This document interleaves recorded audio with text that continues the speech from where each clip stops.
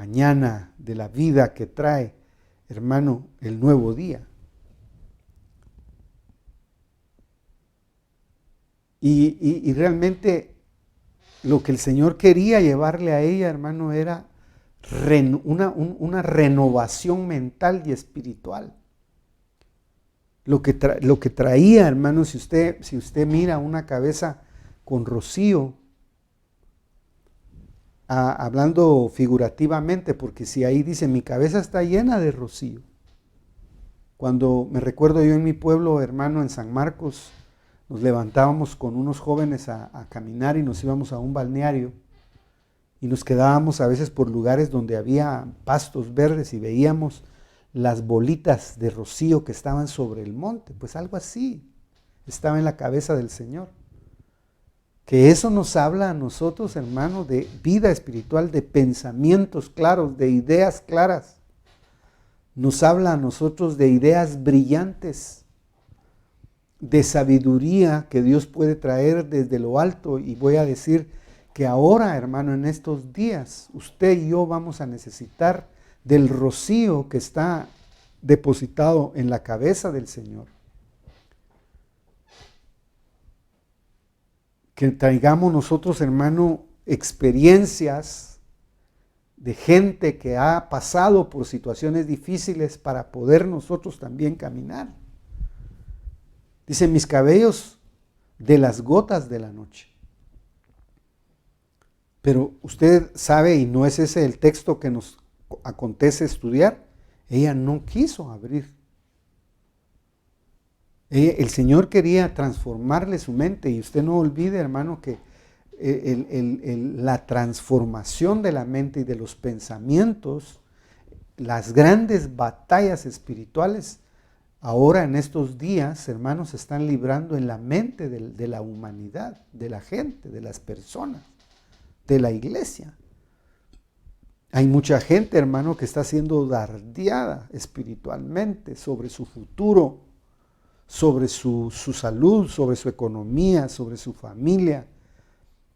Pero mire qué maravilloso texto ese, porque el Señor le está hablando a la iglesia, le está diciendo, ábreme la puerta, yo quiero tener comunión contigo, yo quiero poner una palabra que te sostenga, que te detenga, que te fortalezca, que te dé sabiduría. Por eso principiamos hablando de la sabiduría de Salomón, de cómo él, hermano, fue dotado con sabiduría, y de todos los cantos Dios le permitió, o más bien, como que Dios le abrió el seso, por decirle con el respeto de Salomón, le abrió su seso y ahí le puso cantos, pero después le dijo, mira, de todos esos, yo voy a escoger para mí este.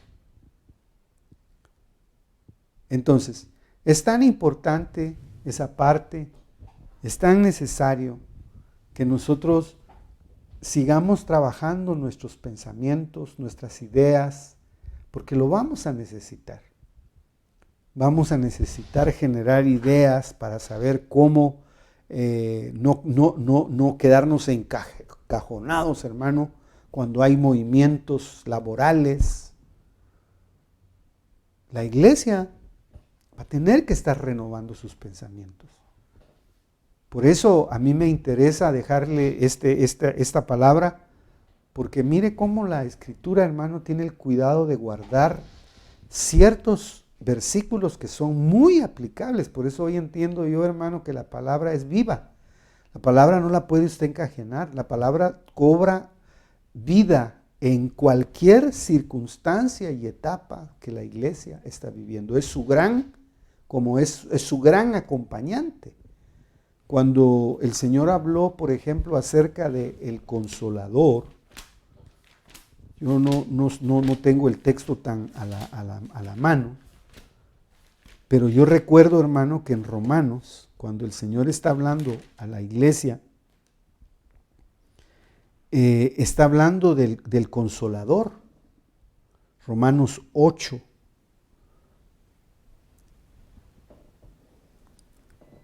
Me parece, dice,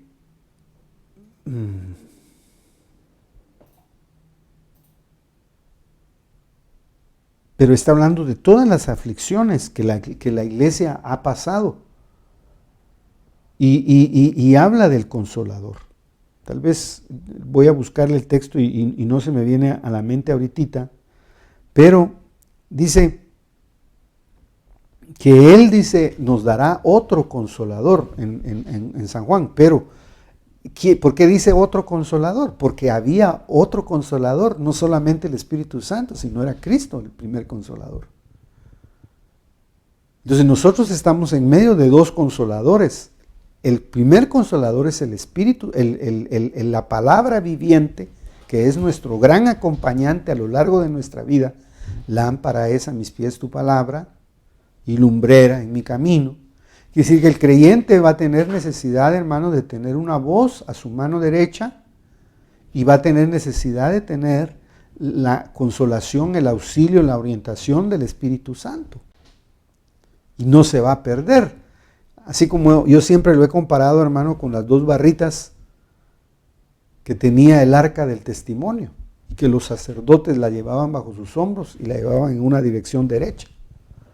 De esa misma manera la iglesia va a ser cuidada y va a ser guardada, y todo sale porque el Señor está hablando a la iglesia y le está diciendo que Él quiere oír la voz.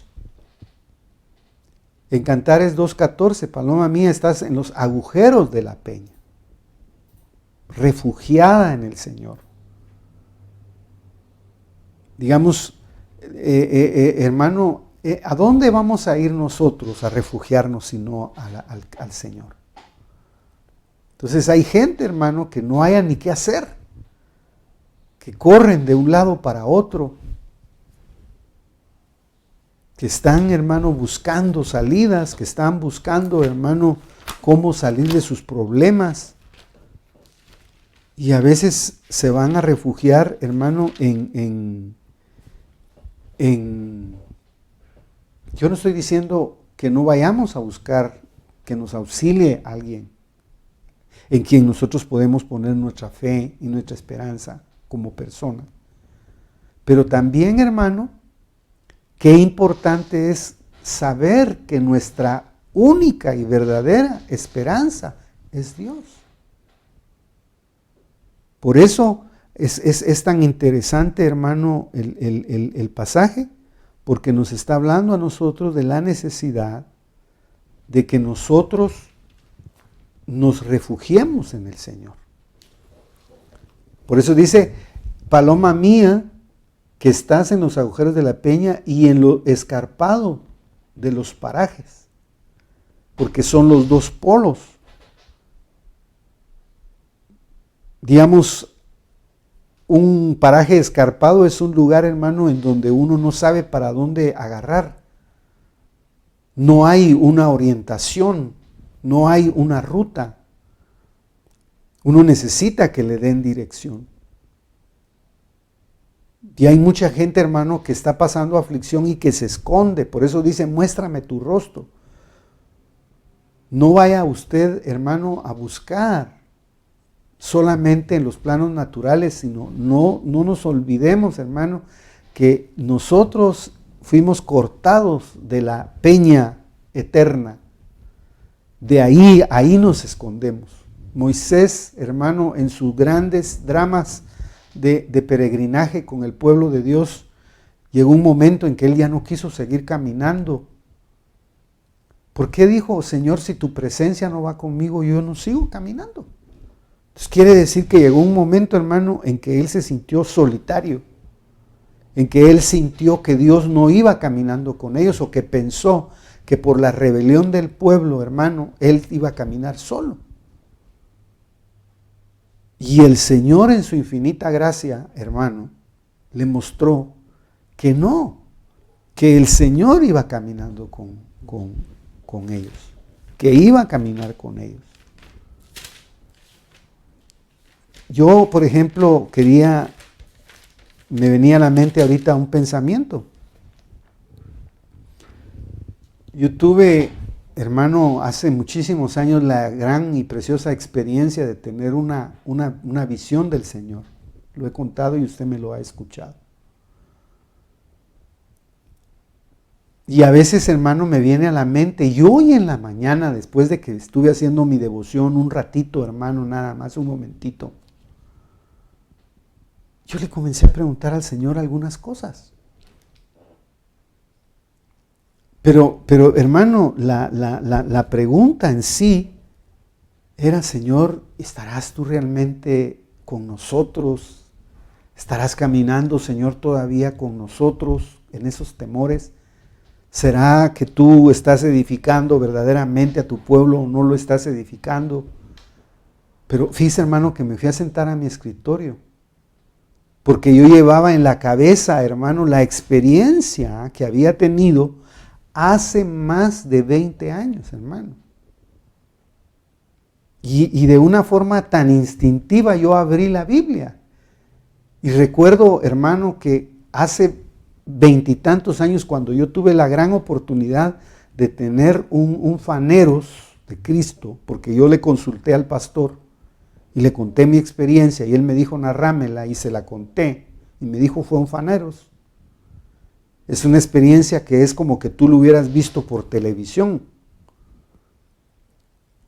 Entonces, hermano, yo estaba sentado, cuando abrí la Biblia así instintivamente, hermano, leí, pero considerad bien, esto desde hoy en adelante, desde el día 24 del mes noveno, desde el día en que se pusieron los cimientos del templo del Señor, considerad bien, está todavía la semilla en el granero, todavía la vid, la higuera, el granado y el olivo no han dado su fruto, pero desde hoy yo os bendeciré.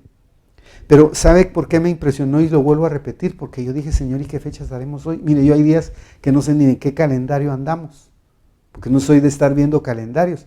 Pero, ¿qué le parece, hermano, que mis ojos se pusieron del versículo siguiente? Y la palabra del Señor vino por segunda vez a Ageo, el día 24 del mes, nada más, diciendo, ¿y qué fecha estamos hoy? Eso fue lo que a mí me impresionó. Eso me conmovió, hermano. Porque fue una respuesta, me ha pasado últimamente, y se lo cuento, hermano, porque nuestro Dios es vivo. Como diciendo, no se preocupen, yo los estoy edificando, yo voy a seguir edificando, yo voy a seguir trabajando. Me di cuenta, hermano, y agarré mi teléfono para ver la hora, el día, y era 24. ¿Hoy es 24 o no es 24? Eso me impresionó, hermano. Ahí me quedé sentado meditando y dije, Señor, yo pasé de un cuarto para otro, pero ¿por qué le estoy diciendo esto, mi hermano amado? Porque a veces creemos que no hay salidas. Porque a veces, hermano, la gente se esconde, pero no se esconde en el lugar correcto. Y el único lugar donde usted se puede esconder es en la peña, en los agujeros de la peña. Moisés, hermano, siendo un hombre que tenía experiencias tan maravillosas con el Señor, viendo, hermano, las dificultades que tenía con el pueblo, dijo no. Y por eso a mí me impresiona, ¿sabe por qué, hermano? Porque le dijo, Señor, si tu presencia no va conmigo, yo no quiero seguir caminando así. Yo quiero seguir caminando, pero que tu presencia maravillosa vaya conmigo. Creo que es capítulo 33.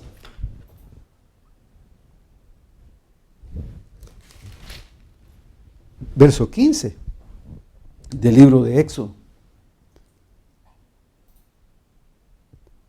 Dice, entonces le dijo Moisés, si tu presencia no va con nosotros, no nos hagas partir de aquí. Pues ¿en qué conoceré que he hallado gracia ante tus ojos, yo y tu pueblo? ¿No es acaso en que tú vayas con nosotros para que nosotros, yo y tu pueblo, nos distingamos de todos los demás pueblos que están sobre la faz de la tierra? Y el Señor le dijo a Moisés, también haré esto, que has hablado por cuanto has hallado gracia ante mis ojos y te he conocido por tu nombre. ¿Qué es, hermano? Yo lo he predicado y lo digo. ¿Qué es lo que distingue al pueblo de Dios como tal de otros pueblos? Quite la congregación donde estamos. Pero ¿qué distingue al pueblo de Dios? Al pueblo de Dios. Al pueblo que tiene la sangre de Cristo, que vale la sangre de Cristo. ¿Qué lo hace diferente? La presencia de Dios. La manifestación de su presencia. ¿Por qué le hablé yo del el verso este de hoy, 24, confirmado? Y lo volví, hermano, a poner en mi Biblia. Porque a Zorobabel el Señor en 2:5 de Ageo le dice, conforme a la promesa que os di, cuando salisteis de Egipto, mi espíritu permanece en medio de vosotros, no temáis. Eso fue lo que a mí me impresionó. Que el Espíritu del Señor permanece en medio de su pueblo. Y nosotros, hermanos, no tenemos que dudar y temer. Usted no tiene por qué esconderse en lugares donde no tiene que esconderse, sino escóndase como Moisés en los agujeros de la peña. Ahí está su refugio, ahí va a ser guardado. Y si, hermano, estuviera en lo escarpado, en los caminos escarpados, en los lugares en donde, hermano, no parecería que hay salida o que no sabe para dónde ir, busque al Señor. Porque esa es la idea. Por eso yo le dije, no sé cuánto tiempo podamos nosotros hablar de estos textos, pero esta es la voz del amado, del novio, para la iglesia en estos días. Y me gusta mucho el texto, hermano, porque le dice, muéstrame tu rostro, hazme oír tu voz. Yo sigo pensando, hermano, en las grandes discusiones sobre las expresiones en las iglesias. Yo sé, hermano, yo tuve un pastor que llegué a amar con todo el corazón. Hace como unos 15 días me desperté hablando con él en sueño. Y usted déjeme bloquear. Yo sé de lo que hablo. Me dormí angustiado pensando en cosas, hermano, hasta con molestias y dolores, pero en la madrugada hablando con el hermano Otto, para los que somos de Lim, o para los que nacimos ahí. Mire, me levanté fortalecido, me levanté sin dolores, me levanté sin temores, me levanté, hermano, diferente. Ahora, ¿por qué estoy hablando de esto? Porque, hermano, no era nuestro pastor el que nos dejó lineamientos, no era un hombre tal vez a veces tan expresivo, aunque yo sí lo vi llorar. Lo vi llorar en el púlpito, haciendo devoción, lo vi llorar en una mesa los dos solos por algo que le habían hecho. Y lo digo nada más, hermano, por las expresiones. Vivimos en un mundo, hermano, en que nos manipulan en cuanto a las expresiones. Y sabe que en el mundo espiritual, en las iglesias, hermano, los ministros a veces se dan el lujo o de cerrarle la boca a la iglesia, como está ahora con bozal, dijo alguien. Ahora dijo alguien, nos tienen como animales, perdone la expresión, tenemos bozal, dijo. Yo no sé por qué lo dijo. Esa gran batalla que hay, hermano, en el mundo de que al hombre le están tapando la boca y la respiración y que hay una serie de circunstancias ahí, hermano, ocultas. Yo no puedo meterme por ahí. Yo lo único que le trato de dejar en su corazón, hermano, es que estamos, hermano, en un mundo, al hombre no le dieron la boca para mantenerla cerrada. Por eso se acuerda que el día viernes tratábamos, hermano, o el martes, de introducir el tema de el gran milagro de que nos desaten nuestros sentidos espirituales. ¿Por qué? Porque es necesario que el hombre se exprese. Y aunque, hermano, usted no pueda estar gritando en la calle, en las iglesias, clamando, lo puede hacer en su hogar. No puede dejar usted de expresarse delante de Dios y el Señor le pondrá el hasta aquí en sus clamores. Él es un Dios respetuoso y equilibrado. Cuando ya nosotros estemos saliéndonos o nos estemos siguiendo por otro camino, el Señor nos indicará y nos enseñará la verdad de nuestras formas de expresarnos delante de Él. Por eso yo sigo, hermano, nada más con esos textos. ¿Por qué? Porque es parte de nuestra relación transformadora con el amado que viene saltando por los montes. Fíjese que es tan maravilloso, hermano, y mire, el tiempo se hace tan corto. No sé realmente cuánto tiempo yo pueda seguirle trasladando estos pasajes. Pero a mí me impresiona, pues. Fíjese que donde otra parte dice que se oye la voz del amado. En los huertos. O dice 8:13 de Cantares, tú que habitas en los huertos. Los compañeros escuchan tu voz. ¿Quiénes? Los compañeros, yo creo que una tipología, o los compañeros son los ministros. Los que están, hermano, en los huertos. Y no dice el huerto, sino los huertos. ¿Cuántos huertos habrá hecho usted en sus mañanas? ¿Cuántos huertos habremos hecho nosotros a lo largo de nuestra vida? Porque el huerto ahí está hablando, hermano, de los devocionales. Está hablando, hermano, del cultivar la vida espiritual. Un lugar, hermano, donde brota la vida. Por eso, cuando usted ya sigue leyendo más adelante, y dice en el verso 12, que ahí no vamos a meditar, porque eso lo deberíamos de dejar para analizarlo más detenidamente. Dice, se han mostrado las flores de la tierra. En otra versión dice, han brotado. No dice las flores solamente, sino ha brotado la vida que estaba detenida como un potencial de vida dentro de la tierra, mientras no fue establecido el hombre en la tierra. No había quien la labrara, no había quien la cultivara. Entonces la tierra tenía detenida, hermano, su potencial espiritual, su potencial, su riqueza, porque no había hombre todavía que la labrara. Fue hasta que pusieron al hombre y lo establecieron y lo dejaron a él como rey, en cierta medida, sobre la tierra, que entonces la tierra comenzó a dar, a fructificar y a brotar de la tierra la vida que estaba puesta ahí adentro.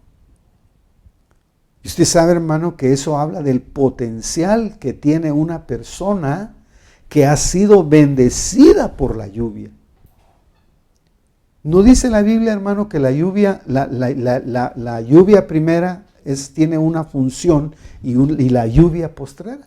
Que la iglesia está entre esas dos lluvias. Pero yo estaba nada más mostrando acá porque dice, pero tú que habitas en los huertos, los compañeros escuchan tu voz, hazme oírla.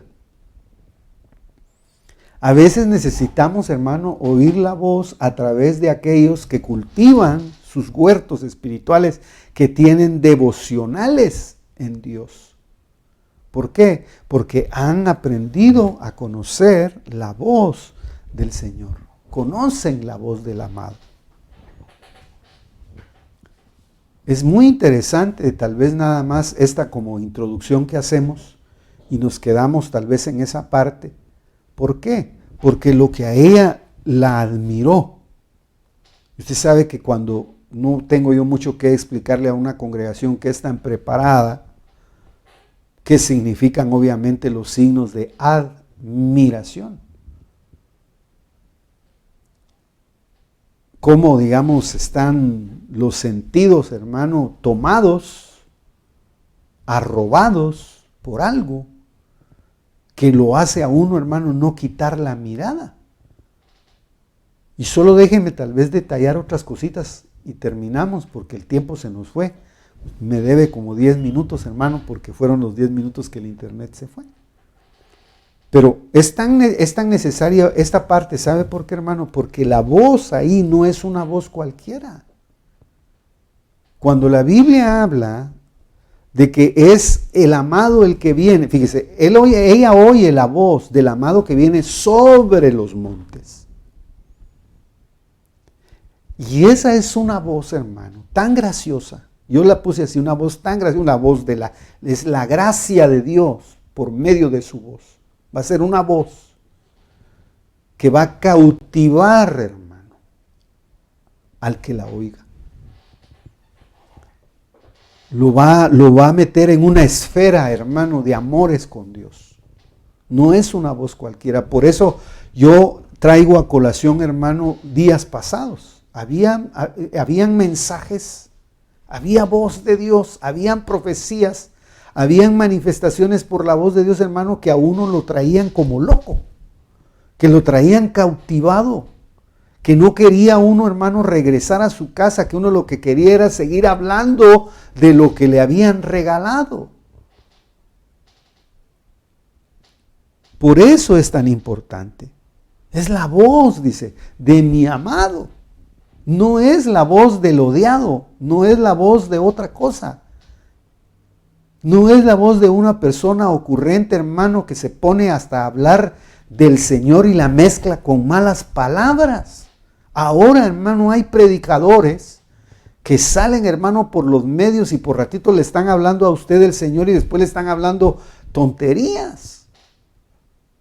Y asústese, hay gente que tiene seguidores y miles de seguidores.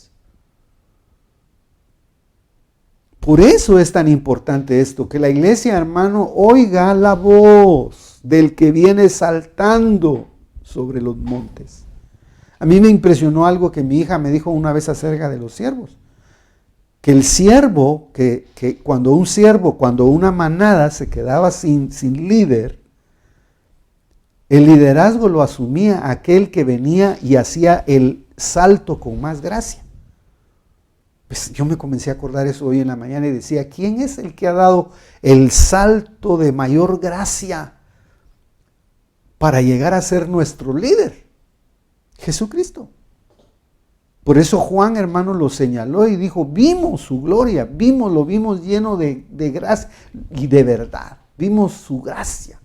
Él traía, hermano, algo que hacía que el hombre se quedara cautivado por amor hacia Dios.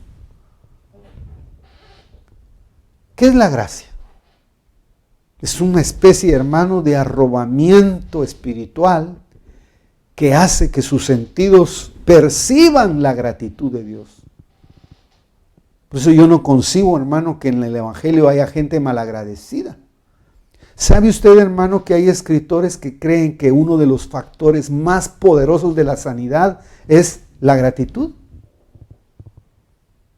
Yo he oído, hermano, de gente que se enferma, de gente a la que le dictaminan enfermedades y que cuando, hermano, comienzan a ofrecerle a Dios sacrificios de gratitud, cuando comienzan a decirle, Señor, pero gracias por esto, gracias por la condición en la que estoy, gracias, te vivo eternamente agradecido por esto, inmediatamente, hermano, el diablo suelta los cuerpos. Por eso hace días un siervo de Dios me decía eso, hermano, nosotros somos mal agradecidos, y dice que él en la oración comenzó a agradecerle al Señor y agradecerle y agradecerle. Y mire, hermano, yo me identifico tanto con eso porque han habido días a lo largo de los años, hermano, aquí no vamos a venir a lucir absolutamente nada. Pero en los años hay veces que usted lo único que puede decirle al Señor es gracias. Gracias, Señor, por esto, gracias por esto. Pero ¿quién agradece a veces uno a veces, hermano, su gratitud es muy superficial porque a veces solo agradece por lo bueno. Pero hermano, ¿y cómo voy a agradecer yo por lo malo? Lo malo entre comillas. Porque a veces, hermano, una situación en un grado de dificultad que nosotros no podemos librar, nos lleva a Dios. Una persona una vez, hermano, dice que fue con un rabino, estaba leyendo esa historia y me gustó mucho, a decirle, mire, rabino, tengo tal problema. Es como que usted fuera ahora con un pastor o fuera con un apóstol, algún ministro, y mire, yo quiero que me sane, o quiero que el Señor me sane por esto, o tengo esta enfermedad. Y le dijo, vete a tal ciudad, le dijo, ahí hay un especialista en la enfermedad que tú tienes. Y se fue a esa ciudad. No me acuerdo cómo se llama la ciudad y en la tarde se la voy a buscar. Y dice que él llegó a la ciudad, hermano, y comenzó a preguntarle a los moradores de la ciudad, mire, disculpe, aquí vive el doctor fulano de tal. O aquí es la ciudad tal. Sí, aquí es la ciudad. Pues yo estoy buscando al especialista en tal y tal y tal enfermedad. Y le dijo, pues aquí no hay médico, ni médicos hay. Y él se impresionó, pero sí es la ciudad. Sí es la ciudad. Pero si a mí me dijeron que aquí estaba el médico que podía tratar de tal y tal y tal enfermedad. Y le dijo, no, aquí en primer lugar no hay enfermos. Porque todo el que está enfermo busca a Dios. Ahora, eso me impresionó a mí mucho, hermano, porque imagínese usted que lo que este varón le quiso decir a él es, vas a llegar a un lugar donde la gente, su esperanza la tiene puesta en el Señor. Es una palabra muy desafiante, pues. Yo no estoy diciendo, hermano, porque le he dado la otra palabra del equilibrio. Tampoco podemos menospreciar la medicina. Dice, bendice al médico porque también él es el que a veces intercede por la salud de tu alma. Pero en este caso, ¿por qué estoy hablando de esto? Porque, hermano, ¿a dónde vamos, pues? Es la voz del amado. Es la voz del que nos va a decir para dónde ir. Por eso es que me gustó nada más. Y es la voz íntima. La voz, hermano, del que la recoge en los huertos. No es cualquier persona. ¿Cuándo se hace usted compañero de él? Cuando tiene derecho de oír la voz de Dios, la voz de su Señor y trasladársela a otro. Por eso dice, házmela oír. ¿Dónde se oye? En los huertos. ¿Cuál es la voz íntima? Es la voz, hermano, que junta dos sentidos. Junta el oído y la boca. El oído y la boca. Y no deja espacios. La voz más íntima es cuando una persona le habla a otro al oído. Junta la boca con el oído y no deja espacios. Porque dejar espacios, hermano, es dejar que otro meta otra voz. Por eso a mí me llamó mucho la atención.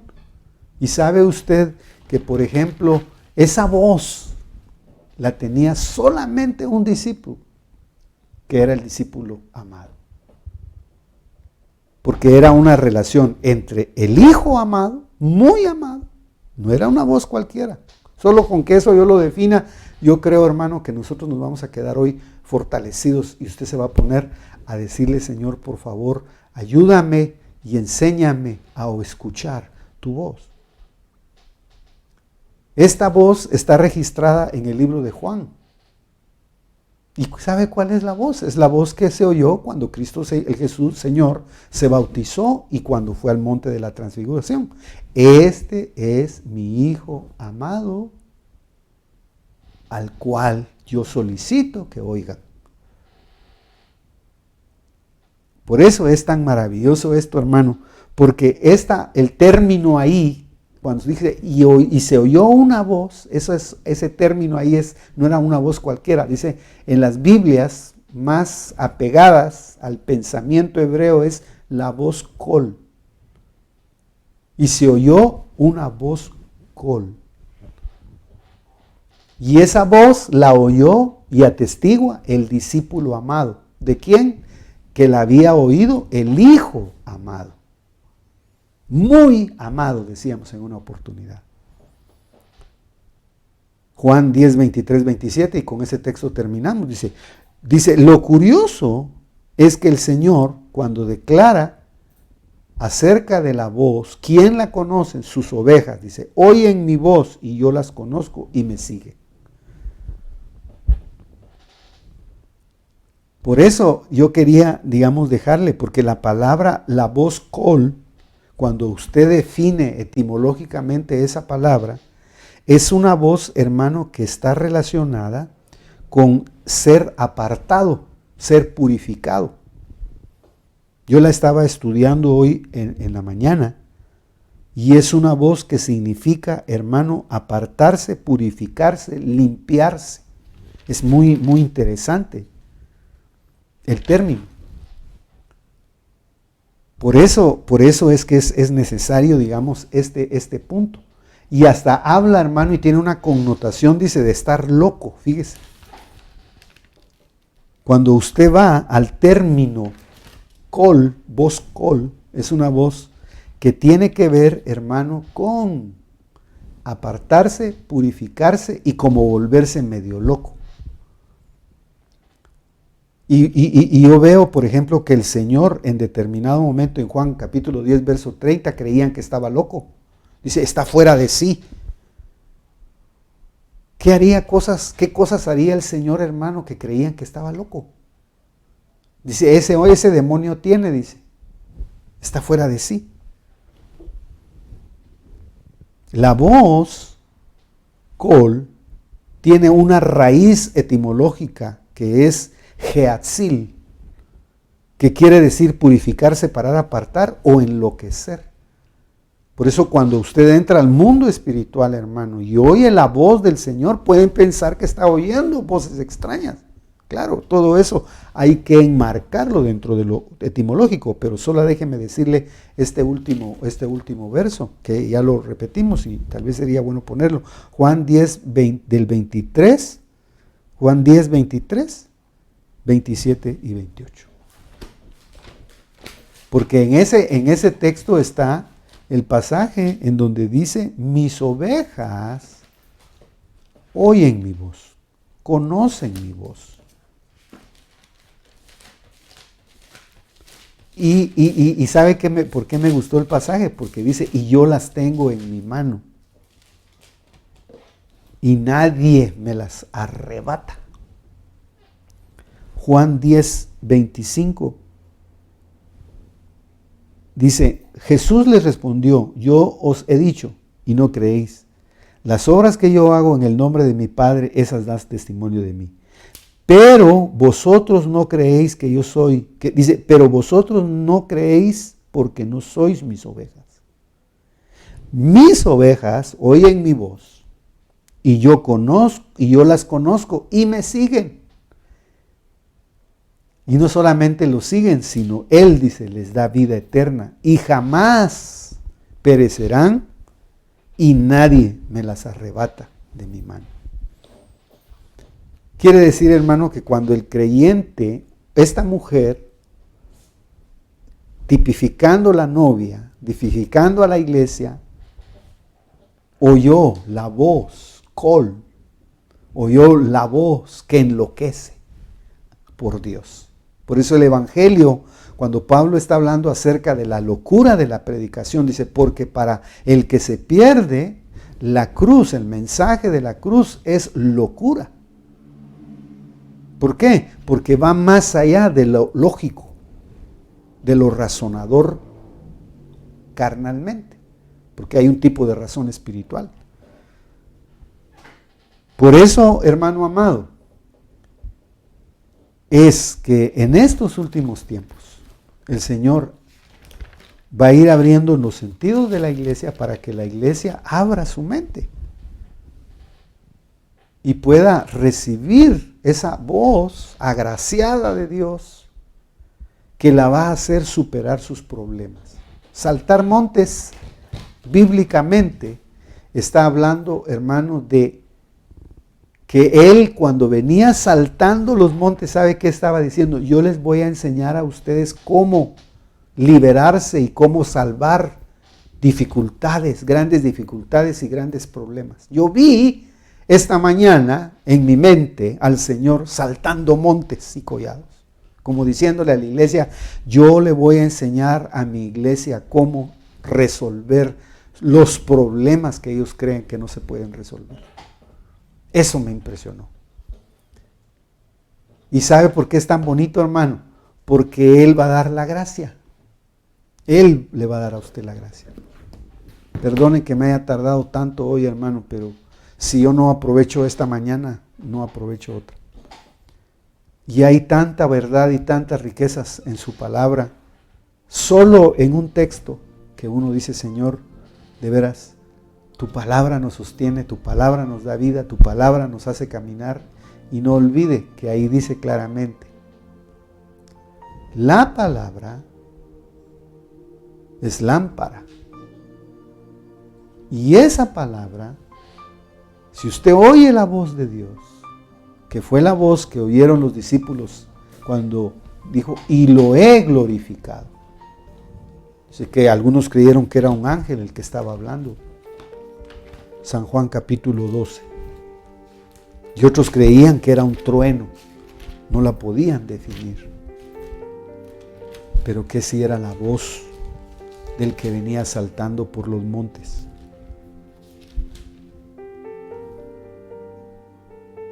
Por eso es tan extraordinario. Dice Juan 12:27, ahora mi alma se ha angustiado, ¿y qué diré? Padre, sálvame de esta hora. Pero para eso he llegado a esta hora. Padre, glorifica tu nombre. Entonces vino una voz del cielo y le he glorificado. Y de nuevo le glorificaré. Esa voz, hermano, hizo que el Señor Jesús pudiera aceptar el plan perfecto de Dios. Esa voz fue la que hizo que Él, por anticipado, comenzara a ver que iba a ser levantado del gran problema, para decirlo de esa manera, de la muerte, e iba a ser glorificado. Que Dios, hermano, en estos días nos fortalezca por su palabra, le fortalezca por la palabra, que Él nos pueda hacer oír su voz maravillosa que viene enseñándonos cómo liberarnos y cómo resolver grandes dificultades. Alzaré mis ojos a los montes, o más allá. ¿De dónde viene mi socorro? De más allá, porque Él viene saltando sobre los montes y traerá una gracia tan especial para la iglesia que, hermano, la hará resolver de una o de otra manera las dificultades que se puedan presentar. Por eso no podemos quitarnos, no puedes quitar de su mente y de su vista el estar buscando al Señor y el estar esperando en la palabra, que es la que enriquece, que es la que fortalece, que es la que da vida. Vamos a orar. Pedimos disculpas por el tiempo, pero creemos que es necesario que la palabra llegue. La palabra es la única que no está presa y no está confinada y no está en cuarentena. La palabra llegará al hogar de nuestros hermanos de una o de otra manera, la vida de la gente de una o de otra manera. Imagínese, hermano, que en Apocalipsis dice que un ángel andará con un librito predicando el evangelio eterno. Cuando ya los ministros quizá no puedan predicar, Dios habilitará otros y con un evangelio más poderoso. Por eso es que a veces yo digo, no nos sintamos ni tan indispensables, porque Él tiene mensajeros que predicarán su palabra. Cierre sus ojos y oramos. Padre Santo, agradecemos esta mañana. Te pedimos misericordia, te rogamos, Padre bendito, que tú nos auxilies, que tú le des fuerza, Señor, a tu pueblo en estos días para escuchar tu voz, que podamos ser sensibles para escuchar tu voz maravillosa. Que también tu pueblo pueda escudriñar la palabra para sustraer la verdad tuya, para que podamos ser sostenidos y podamos tener la sabiduría que necesitamos en estos días. Padre, bendice a tu pueblo, Señor, en el nombre de Jesús. Fortalece sus corazones y fortalece sus vidas, Padre. Gracias por este día y gracias por esta mañana que tú nos das. En el nombre de Jesús. Gracias, Señor.